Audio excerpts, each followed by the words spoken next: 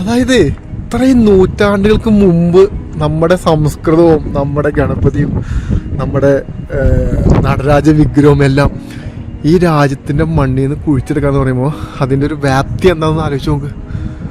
എല്ലാം ഇവിടെ ചുറ്റും ഹോളുകളാണ് കേട്ടോ. ഈ കാണുന്ന ചുറ്റും ഹോളുകളാണ്. അതിൻ്റെ ഉള്ളിൽ ഓരോരോരോ കാര്യങ്ങൾ ഇരിക്കുക കേട്ടോ. അതിൻ്റെ ഉള്ളിൽ അസർബൈജാൻ രാജ്യത്ത് ഒരു അമ്പലമുണ്ടോ ഞങ്ങൾ വിശ്വസിക്കാം. എന്നാൽ നമ്മൾ കാണുന്നത് അമ്പലമല്ല കേട്ടോ. ഇതില്ലേ ഒരു നടരാജ വിഗ്രഹം കാണിച്ചിരുന്നു. വിശ്വസിക്കില്ല, നമ്മളെങ്ങനെ മുസ്ലിം രാജ്യത്താണോ.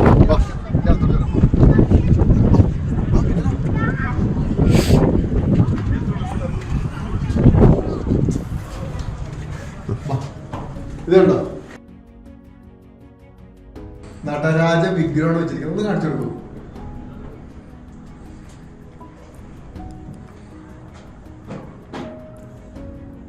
ഇനി തൊട്ടപ്പുറത്ത് വേറൊരു വിഗ്രഹിക്കാൻ നോക്ക് ഭഗവാന്റെ.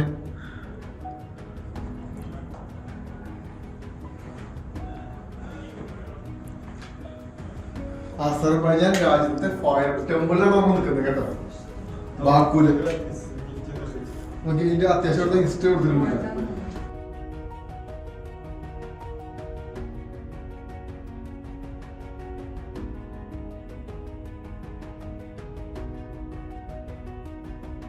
നിങ്ങളിപ്പോൾ കാണുന്ന ഗണപതിയുടെ വിഗ്രഹം ഇരിക്കുന്നതേ നമ്മുടെ ഇന്ത്യയിലൊന്നുമല്ല, ഇന്ത്യയിലൊരു ക്ഷേത്രത്തിലുമല്ല. നിങ്ങളിപ്പോൾ കാണുന്ന ഗണപതിയുടെ വിഗ്രഹം ഇരിക്കുന്നത് അസർബൈജാൻ ബാക്കൂലാണ്.